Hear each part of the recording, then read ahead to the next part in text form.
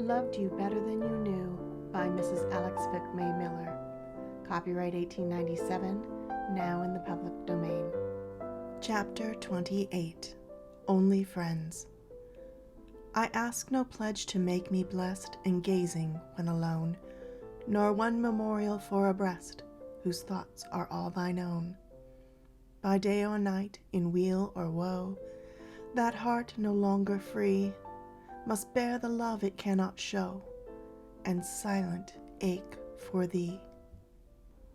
But whatever cruel pain this unexpected meeting produced on Arthur and Cinthia, its effect on Frederick Foster was wholly joyful. He could scarcely believe his own joyful sight when he saw Cinthia again. For weary months, ever since their abrupt parting on the New York pier, she had been lost to him as wholly as if she were already in her grave. The most eager and anxious inquiry on his part had failed to disclose her whereabouts. With genuine grief, for he was most passionately in love with Cinthia, he had given up the hopeless quest, realizing that nothing but blind chance would ever bring them together again. His pride was cruelly wounded, too, for he felt that if Cinthia had cared for him, she must surely have sent him an answer to the interrupted proposal he had made while they were leaving the steamer arm in arm.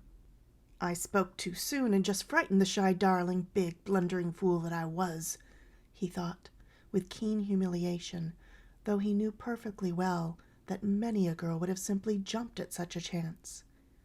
But he had realized that Cinthia was not one of them, and made up his mind, if he ever met her again, to besiege her heart with the most chivalrous wooing that ever won a maiden.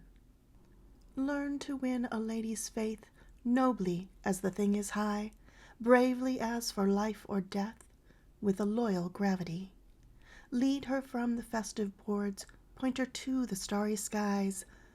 Guard her by your truthful words, free from courtship's flatteries.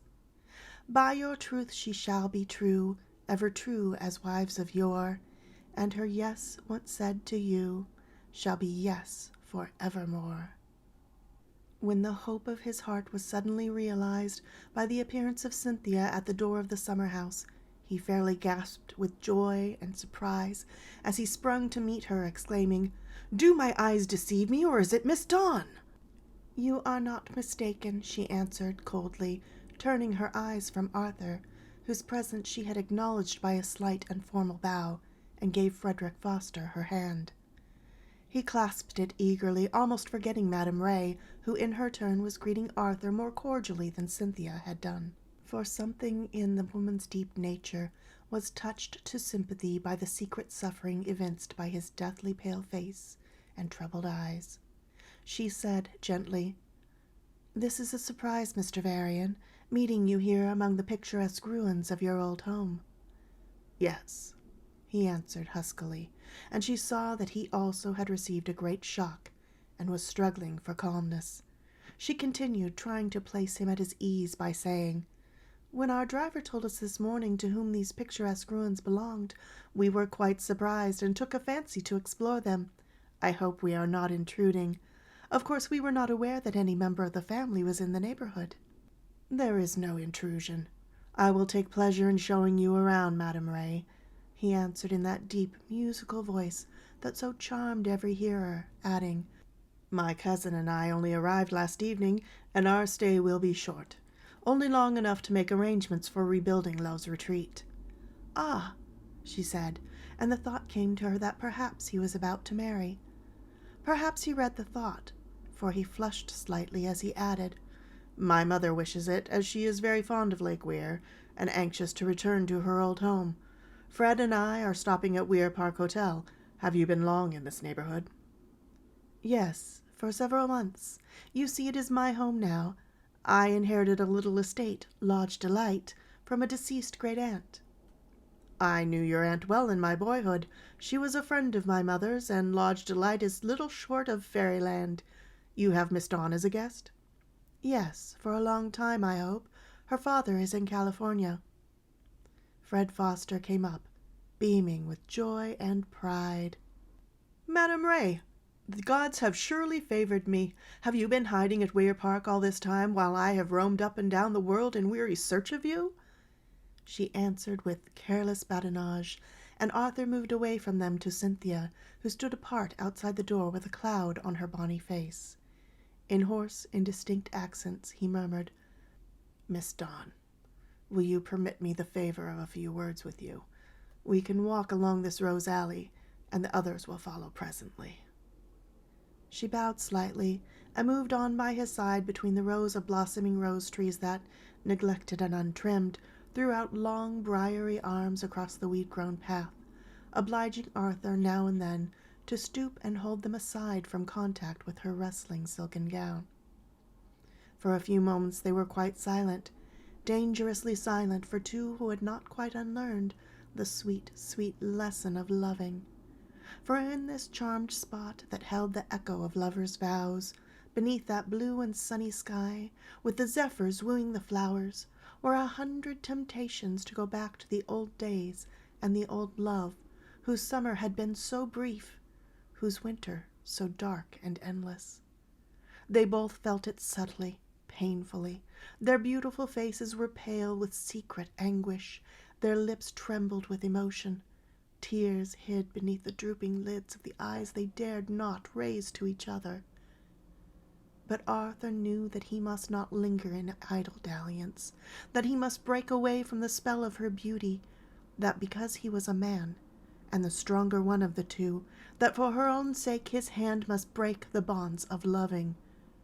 He said tremulously, though he tried to make his voice firm, "You must not be angry with me, Cinthia, if I may call you so, for what I am going to say."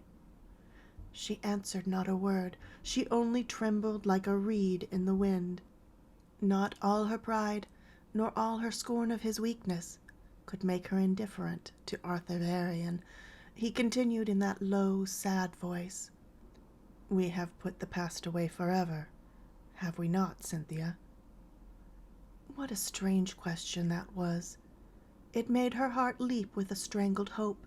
Did he wish to go back to that past, regretting his folly, craving her pardon and her love again? She flashed him such a swift, startled glance that, misinterpreting it, he cried out quickly, "Ah, I know that you could never forgive me. I could never dare ask it. It is not for myself I wish to plead, but for another." "Another?" she echoed faintly. "My cousin Fred loves you madly," Arthur went on hoarsely. "He is a noble fellow, with but few faults, and has a most lovable nature. Oh, Cinthia, it would make me almost happy if he could win your heart and make you my cousin." He paused, and Cinthia uttered one strangling gasp of surprise and pain, and was silent. But in that moment the whole bright, sunny world seemed to go under a pall of inky blackness. The birds seemed to cease their singing, the flowers faded and turned to ashes. The last hope, for now she knew that she had always cherished a faint, piteous hope, seemed to die in her heart. She would have liked to shriek aloud in her pain and shame, like one who felt herself falling down, down, down into a bottomless gulf. Now she knew indeed that Arthur's love had been of little worth. It was dead, dead, or he could never plead with her the cause of another. She felt as if she must faint in the extremity of her agony, but she made a terrible effort to rally her strength and courage, and the next moment she heard her own voice laughing hollowly, like a thing apart from herself. "I have amused you," Arthur cried. "Yes, very much," she replied, laughing more and more, as if at some great joke. In fact, she could not stop herself. She was on the border of an hysterical outbreak. But Arthur was deceived by her seeming levity and suffered a pang of outraged dignity. "I see that you do not take me seriously, though I am very much in earnest," he exclaimed stiffly. "So am I," she answered, trying to subdue herself, and wiping her eyes on a tiny square of lace. With another ripple of laughter, she added lightly, I have often heard of matchmaking mammas, but a matchmaking cousin is something new. And I am surprised at Fred Foster getting another man to do his courting for him." "Oh, Cinthia, you have misunderstood me," he cried in alarm. "Fred has no thought of what I have said to you. He is indeed capable of wooing for himself, and I think he has already told you of his love. Do not, I pray you, be angry at him for my blundering. When I spoke to you, I had but one thought in my mind, my great desire to see you happy."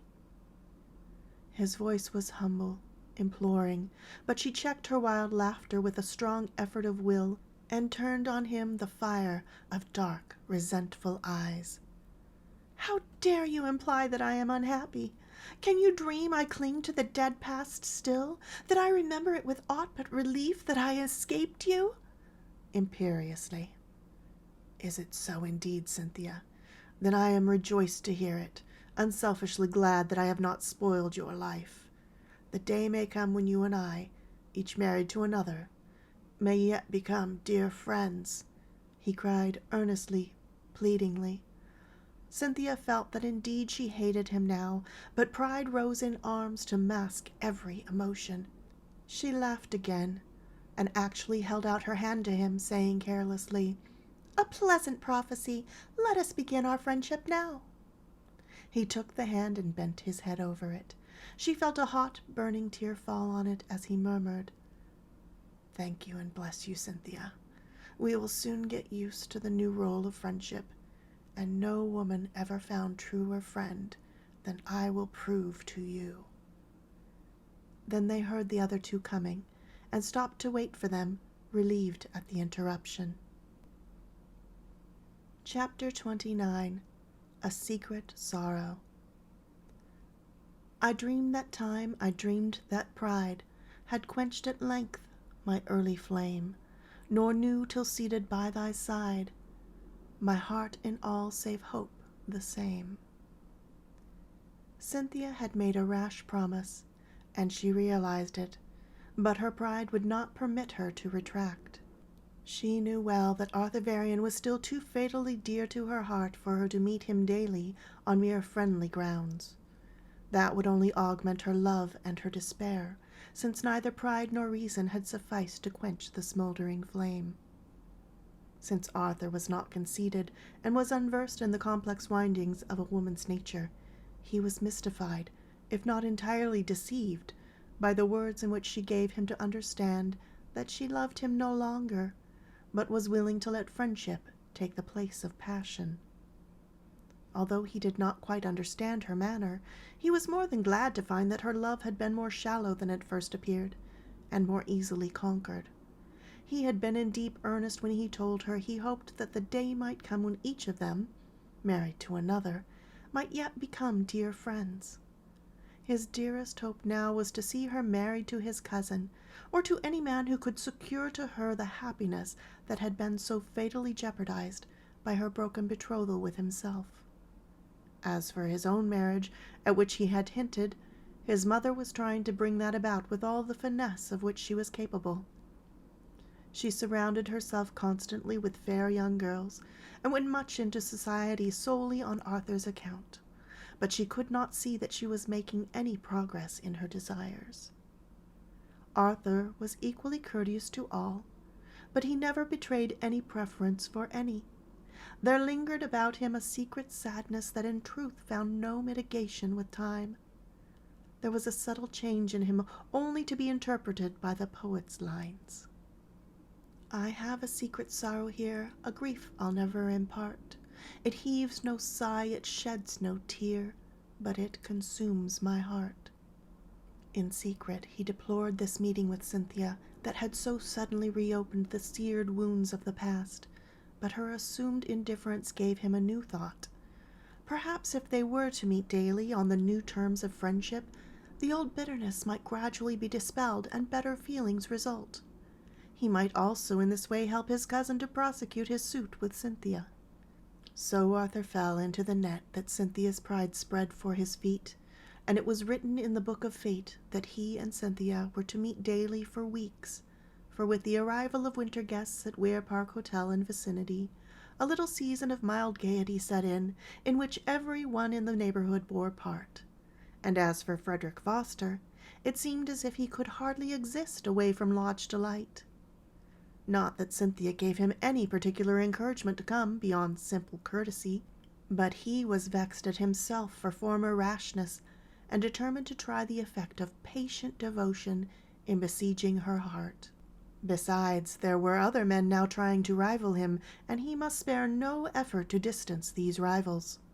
Arthur did not always accompany his cousin on his visits, but he could not avoid meeting Cinthia often in the social life at Weir Park, and it seemed to him that she grew more bright and beautiful daily, as the unattainable always grows more lovely to our eyes. Whether she appeared in silk and lace and nodding plumes at some garden party, or in yacht costume for a lake excursion, or in cycling suit on her wheel, or in evening dress at some gay reception, Cinthia was always lovelier than before to his admiring eyes, and he thought generously, "I thank heaven that the dear girl has the means to gratify her expensive tastes, for who knows how much it has helped in the cure of her heart. Besides, she has now several lovers every way as desirable as I ever was, and even if she refuses Fred, she is sure to choose one of the others." Why was she sure to do so? Had not his mother presented to him scores of pretty girls without touching his heart? Why should Cynthia's fancy be turned aside more lightly than his own? The wind bloweth where it listeth, and so with love. Chapter 30. Mysteries. Madame Ray looked on at the little byplay with rather puzzled eyes. For once Cynthia's pride had enabled her to keep her own confidence. She told her friend nothing of what had passed between her and Arthur Varian, choosing to let her believe that indifference had triumphed over love at last. Madame Ray simply did not believe it, but she was mystified by the new attitude of the quondam lovers, and she resented in secret Arthur's reappearance on the scene. She wished eagerly that Cinthia would lose her heart to Fred Foster or some of her other lovers, but she did not believe that there was the least chance of it. But the more she saw of Arthur Varian, the more she was attracted by his true manliness, until her first opinion of him, her preconceived detestation, dissolved into thin air, and she became more and more convinced that not simply a slavish submission to his mother's will, but some mysterious, impassable barrier separated him from Cinthia. She had carried out her intention of questioning old Uncle Rube as to the name of Mrs. Varian's divorced husband, but he had suddenly pretended an amazing stupidity and loss of memory that was inconceivable, measured by his former sprightliness. On being perniciously pressed by the lady, he admitted that the name, as well as he could remember, was Brown. She did not guess that an interview with Arthur Varian had caused the loss of memory in the old servitor of the Varian family. It was money in his pocket to forget the past when questioned by anyone, Arthur cautioned him. Brown, that sounds rather like Dawn, cogitated Madame Ray, but she could make nothing further of the old man and desisted, thinking that after all she was sure to blunder on the truth at last, being in the neighborhood of the Varians. Perhaps Arthur felt this also. They were bitter days for him when he felt as if he were walking over a powder mine that might at any moment explode and bring ruin and disaster. In his earnest way he fathomed Madame Ray's feelings closely enough to feel her vague suspicions, and he was sorely tempted to confide his trouble to her sympathetic keeping and beg her to assist him in getting Cinthia happily married. That fact accomplished, nothing else mattered. The whole world was welcome to his sad story. It was pitiful, his eagerness over Cynthia's happiness. Madame Ray observed it and marveled, saying to herself, "He put upon her the greatest insult almost that man can offer woman, deserting her at the very altar, but he is as eager for her happiness as if she belonged to him by the dearest ties. I believe he would give his life freely to save her one pang. What is the mystery? Is there insanity in one family or the other? Or were some of her relations hung or in prison, thus making her ineligible for alliance with the noble Varians? I would give the world to know the truth for Cynthia's sake. She and Arthur became almost unconsciously great friends, for when the cousins came to call together at Lodge Delight, Fred Foster always tacitly appropriated Cynthia, while the hostess was left to Arthur, who never failed to make himself entertaining.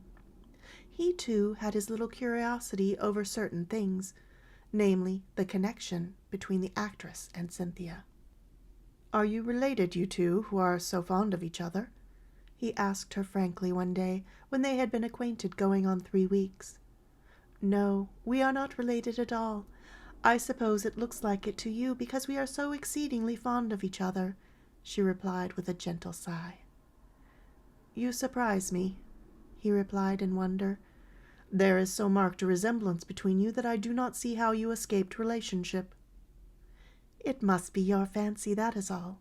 My eyes are blue and Cynthia's dark. My hair is light brown and hers pure gold.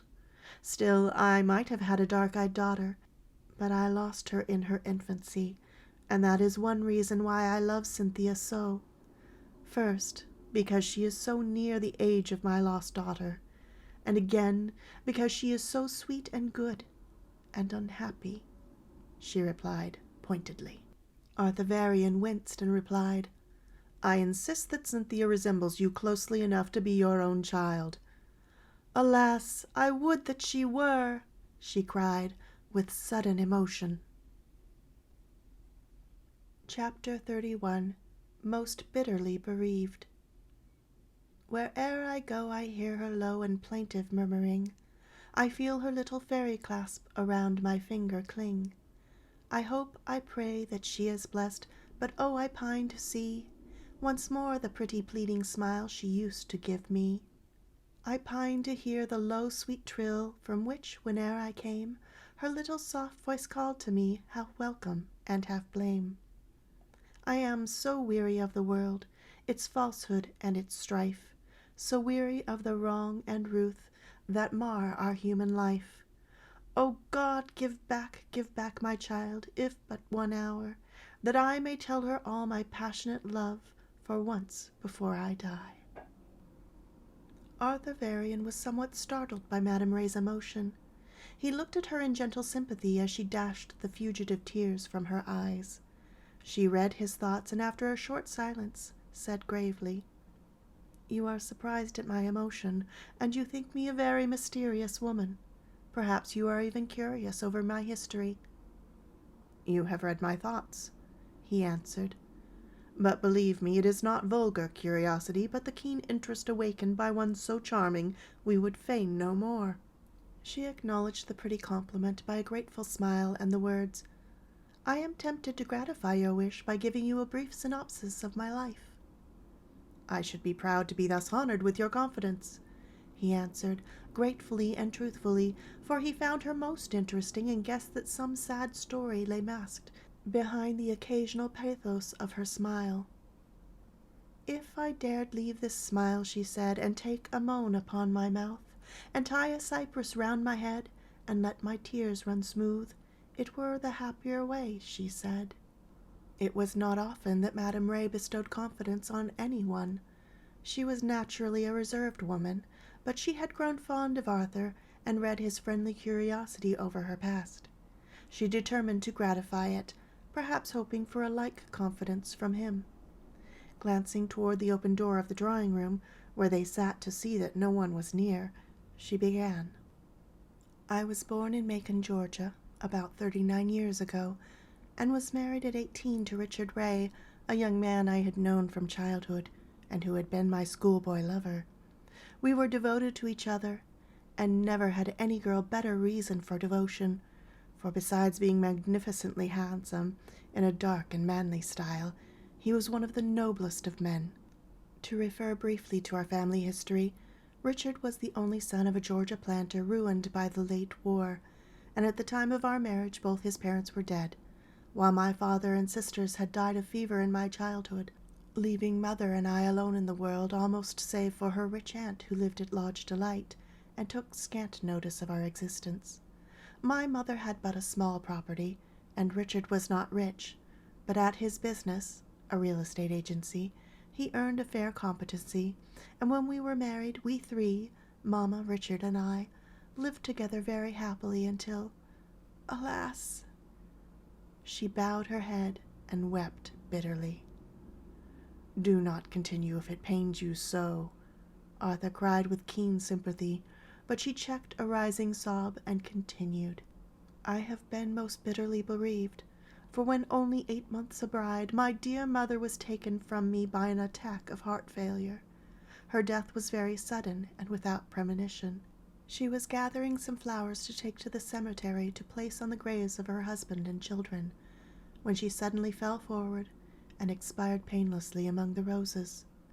It was a cruel blow, but I bore it bravely because I knew that she was reunited to her dear ones gone before, and I had my dear Richard left to comfort me, besides the hope of a future blessing."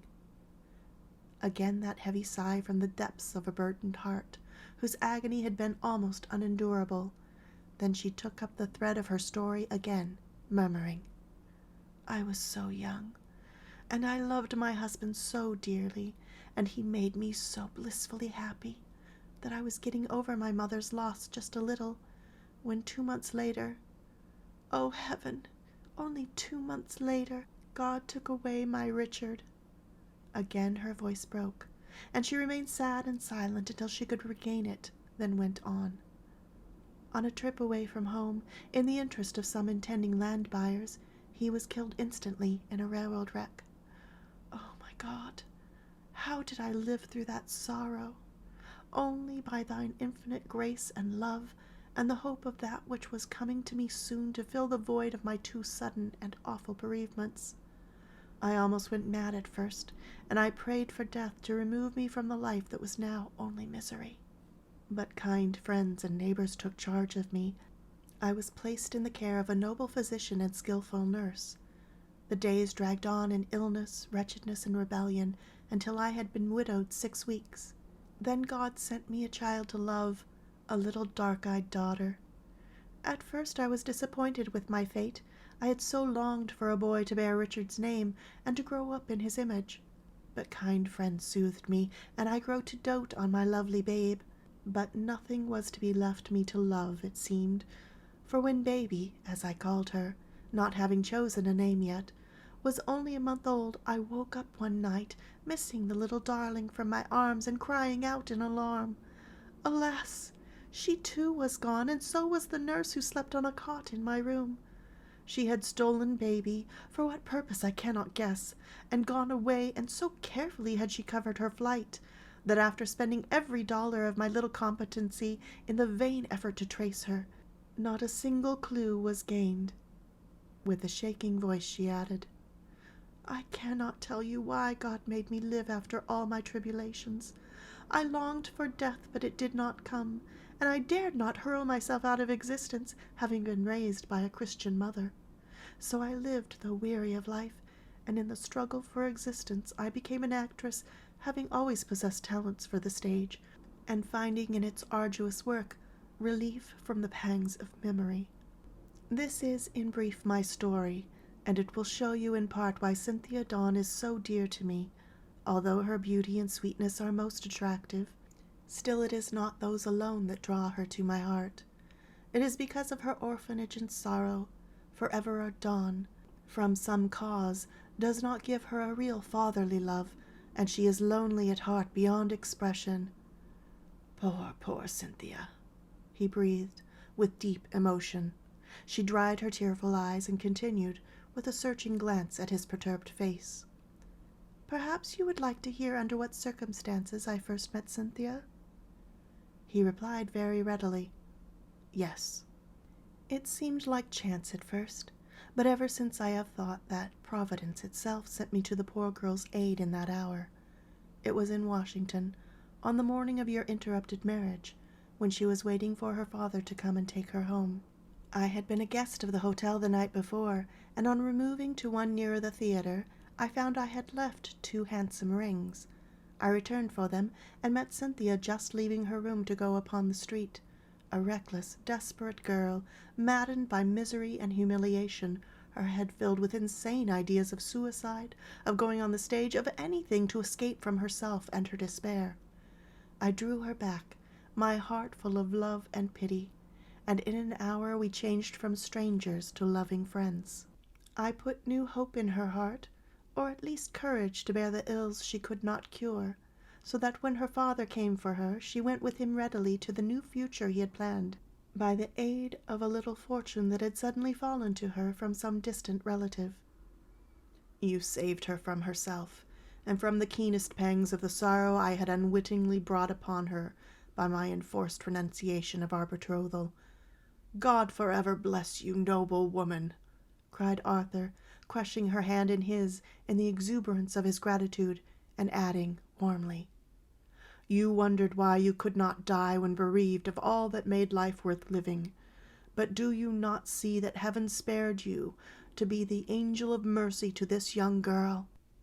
He was tempted to confide his own story to her ears, that she might not blame him so bitterly for Cynthia's grief. But Prudence intervened, whispering that it were wiser to keep the cruel secret. Chapter 32. A Cold Grey Life.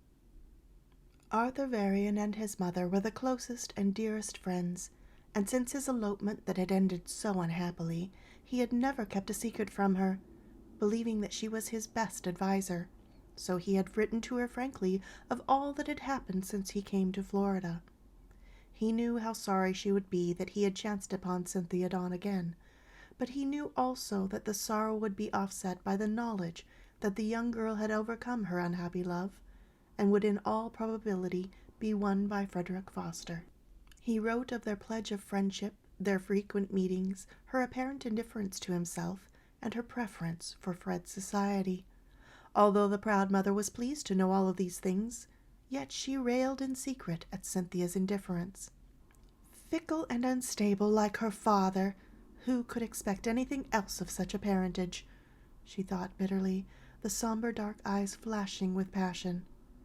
On this dreary December day at Idlewild, she was shut into her luxurious boudoir, away from the rain and sleet of a most inclement day, cradled in warmth and luxury, the air sweet with flowers, and melodious with the songs of a large cage of canaries. A mourning robe of purple brocade bordered with rich fur wrapped the queenly form from the slightest breath of gold. But with all her luxury and grandeur, she was not happy, this proud woman, who turned her eyes from the beautiful room to gaze through the richly curtained windows at the dreary day, as perhaps more in consonance with her grey mood. Certainly there was much in the present to darken her life with an ineffaceable shadow, and nothing in the future to throw any light on the present. Once her life had been radiantly happy in the sunlight of wedded love, but a terrible trial had come upon her which ended in divorce and a desolated home.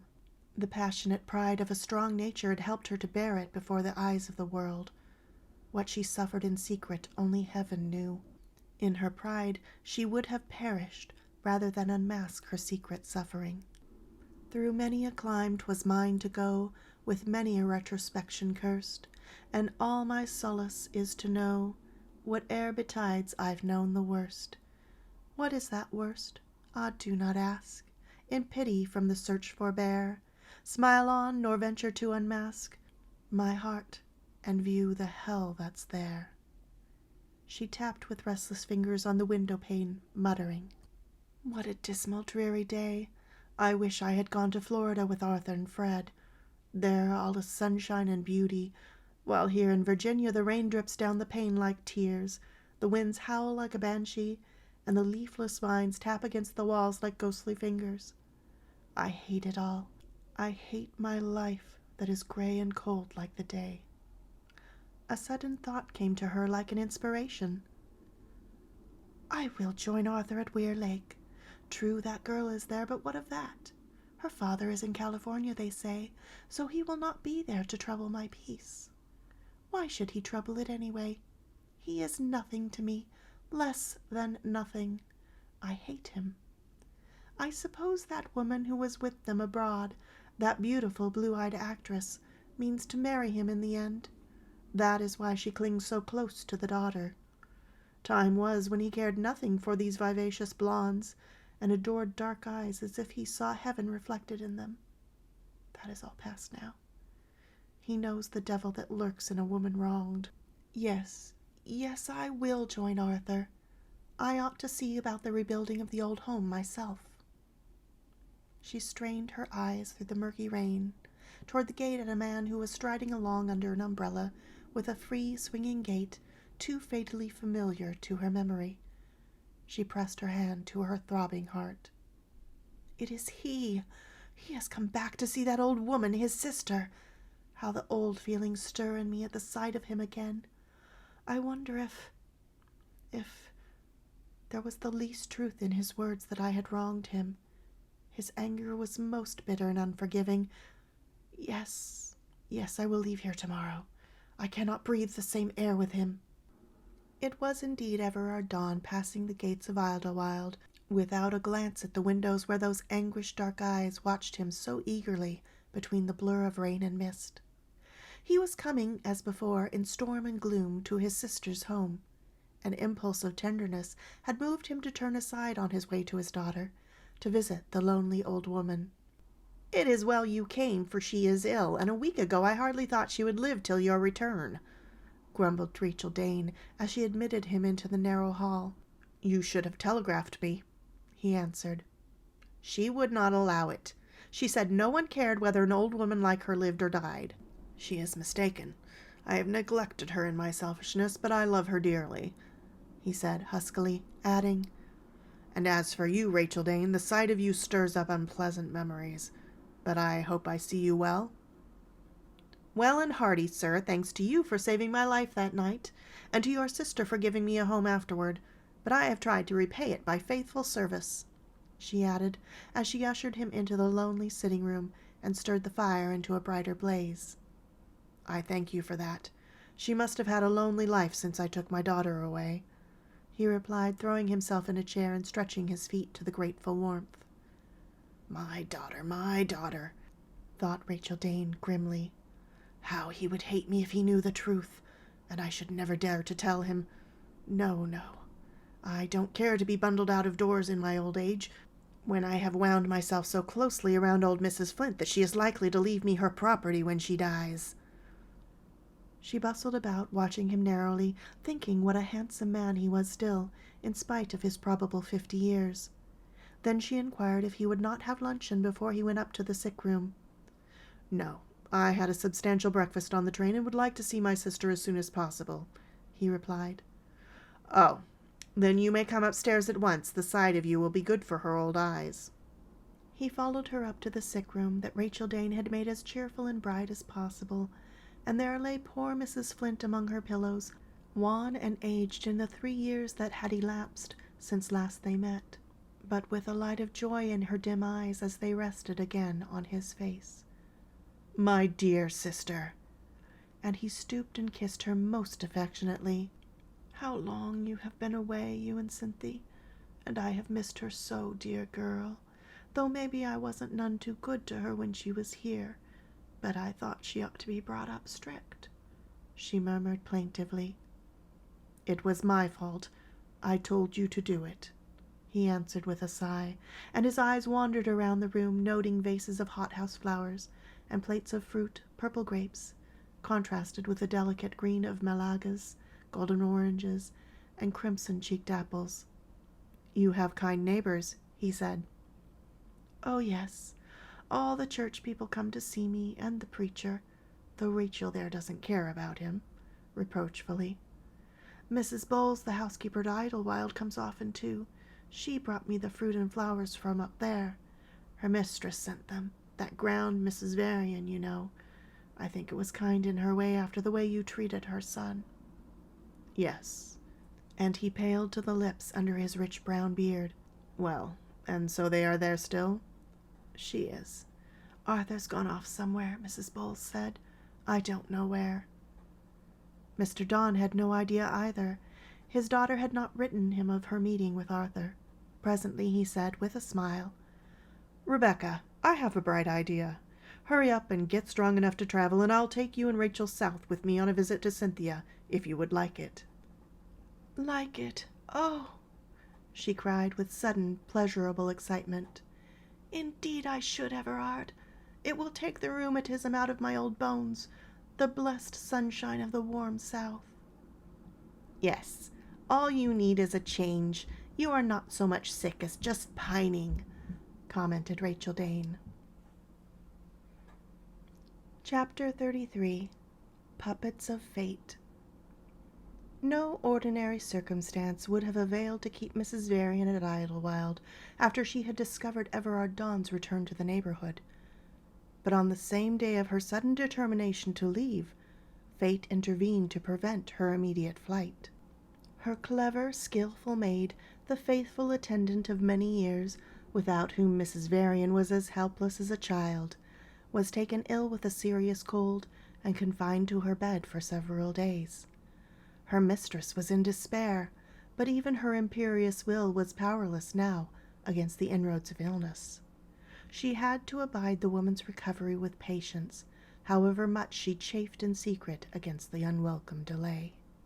Mrs. Bowles cheerfully took on herself the duties of lady's maid in addition to her housekeeping tasks, and called in a sick nurse from the neighborhood to attend to the invalid.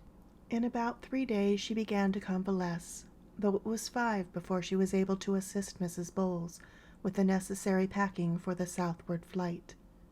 In the meantime, Mrs. Flint was also improving fast, the pleasing prospect of the journey southward having exerted on her mind a more beneficial effect than all Dr. Savoy's pills and potions.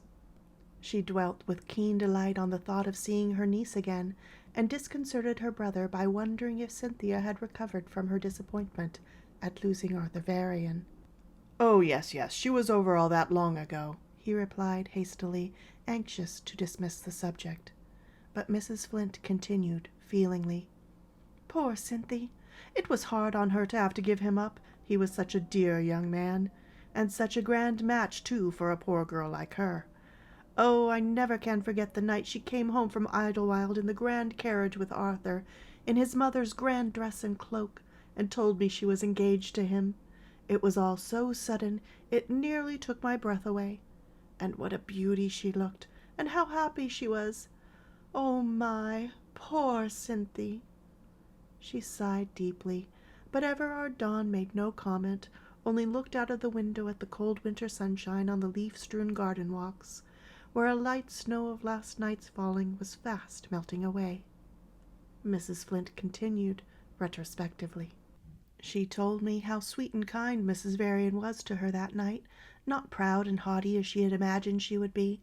She could see plainly that she did not mind it a bit for Arthur to fall in love with her, though she was a poor girl, and how bad that kind lady must have felt when Arthur told her you would not let him have your daughter." "It is all past and done now, Rebecca, and no use discussing it," her brother said restlessly. "I know, but I have just been wondering whether you had changed your mind yet, seeing as they are both single and may be anxious to make it up with each other." "I have not changed my mind," he answered, watching the loosened icicles drop crackling from the eaves, and wishing she would change the subject. She went on sadly, "I would give anything to see poor Cynthia real happy again like she was that night. I used to be too strict with the child, I know, and I've repented it now. How happy she might have been if she'd had such a mother as Mrs. Varian, who would have spoiled and petted her as mothers do, and made her life so bright. I tell you, Everard, she is a good woman in spite of her pride. Our minister says she is so good to the poor, and besides, she has given $1,000 to repair the church. He told me he did not believe she was so proud and exclusive as some people thought. He had called on her once, and she was very kind and sweet in a way, but there was something rather sad in her manner, or cynical maybe, as if she had some trouble and was not resigned to it." Would she never get done talking on this, to her, most interesting subject? Everard Dawn yawned impatiently and answered thoughtlessly, "Yes, she was always like that, generous to a fault, noble at heart, charming, but jealous, passionate, unreasonable." "Why, Everard, did you know her sometime?" she exclaimed. "I know a nun who did," he answered curtly, getting up from his seat and adding, "Rebecca, it is about sunset, and I will take a walk and a smoke before our early tea." Donning greatcoat and hat, he hurried out of doors, thinking, "If I had not got away from her chatter of Pauline Varian, I should have screamed out aloud like a nervous woman, I verily believe." He walked away in the dying glow of the rosy sunset toward the little town, passing Idlewild, as he did daily, and watched by eyes of which he little recked, for he was too proud to glance toward her windows. Every day, with an angry pain, she had seen him pass, and she thanked fate. There would be but one day more of it, for the maid was well again now, though why she should have watched him when she need not, no man could have told, since the sex is rather obtuse on feminine caprices. Why need she follow him with such straining gaze? She, the proud, wealthy Mrs. Varian, admired of men, envied of women, no less for her charms than her gifts of fortune. She had everything life could give but happiness.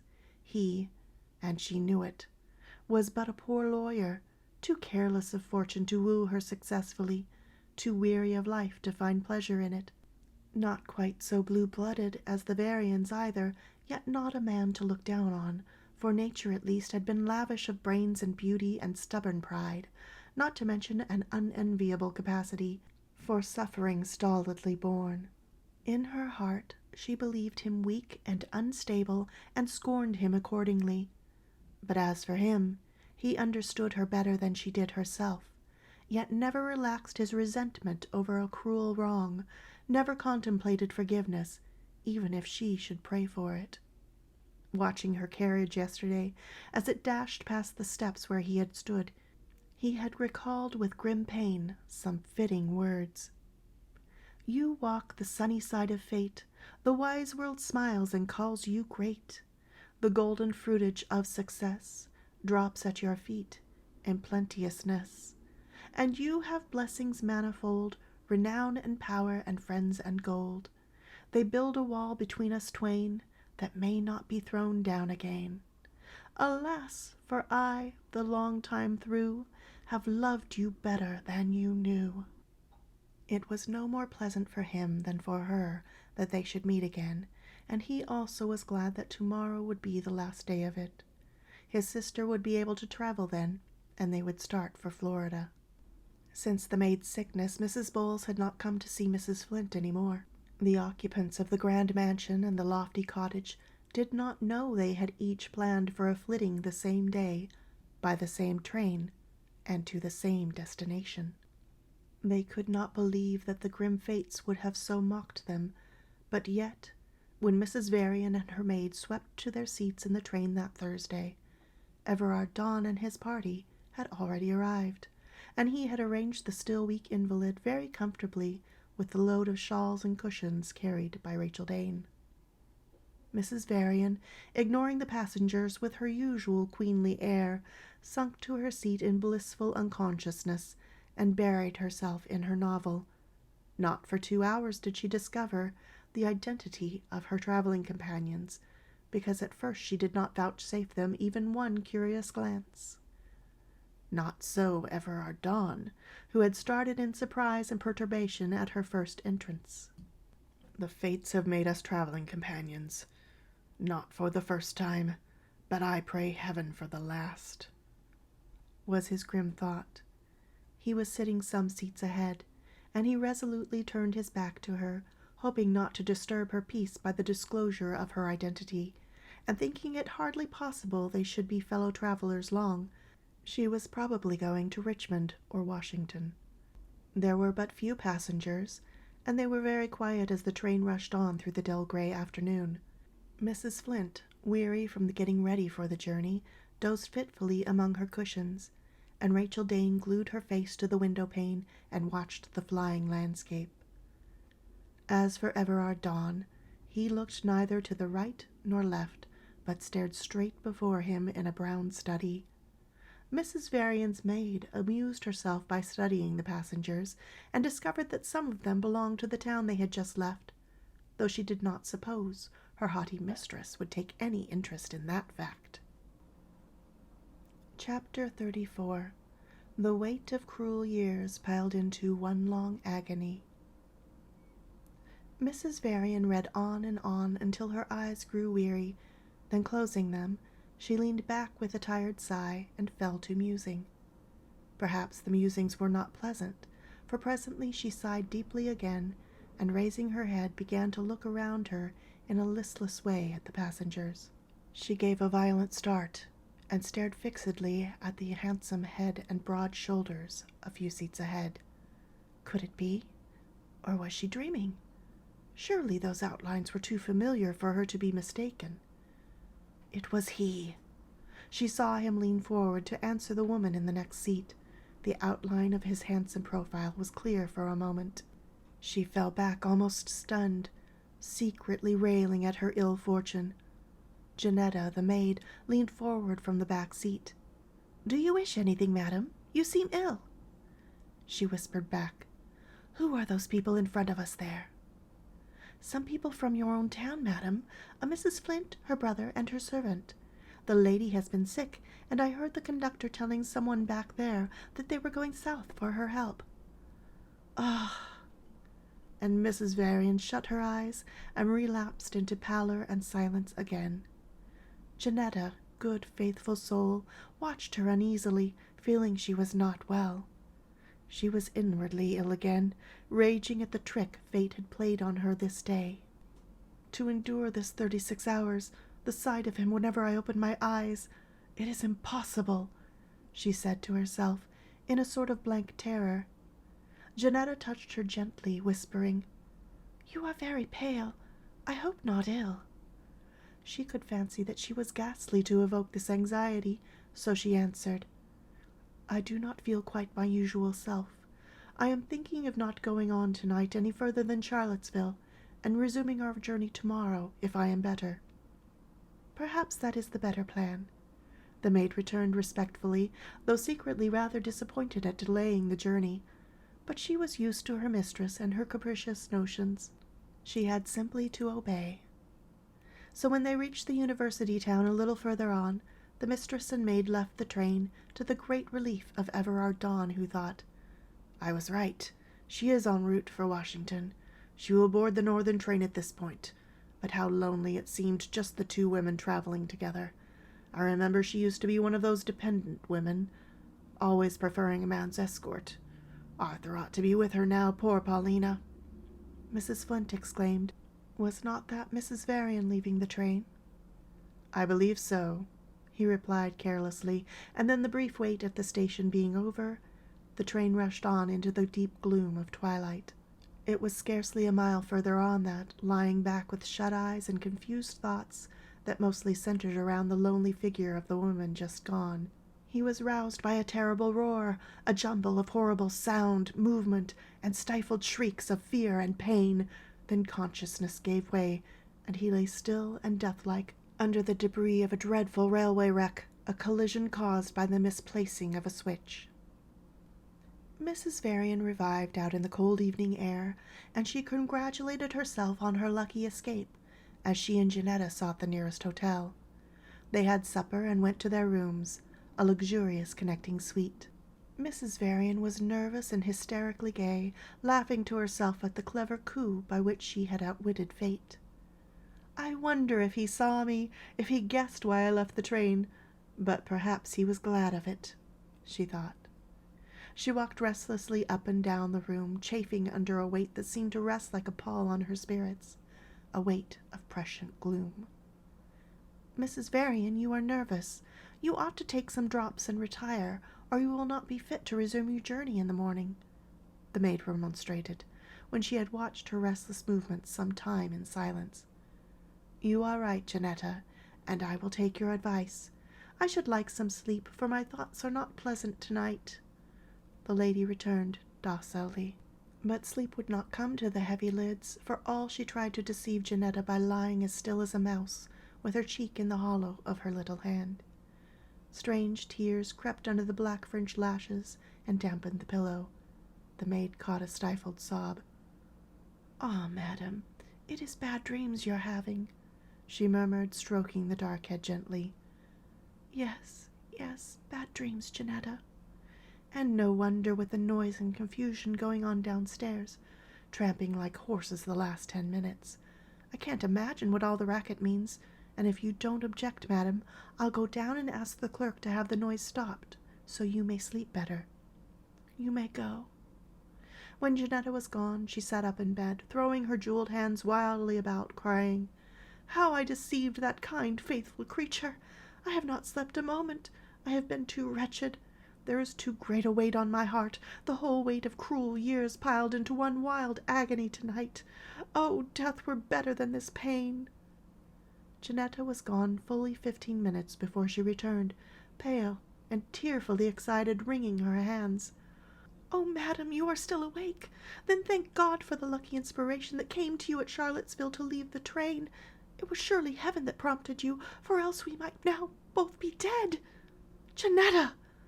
Wildly. "Oh, madam, the train was wrecked scarcely a mile further on, and people were killed, some of them. Others were wounded and may die. They are bringing them back here. That was the noise we heard, the tramping of feet that woke you. Oh, I have shocked you, breaking this so abruptly, but I did not think I was so excited. Pardon me, dear lady. Of course there were none of your friends, as all were strangers to us." "All strangers!" gasped Mrs. Varian in a hollow voice, with terror in her eyes as she clung to Janetta's soothing hands. The excited maid ran on breathlessly. "Those people you noticed in front of us, madam. Oh, it was dreadful. The sick woman escaped unhurt, but the servant was badly injured, and the man, Mr. Don they say his name is, was killed outright."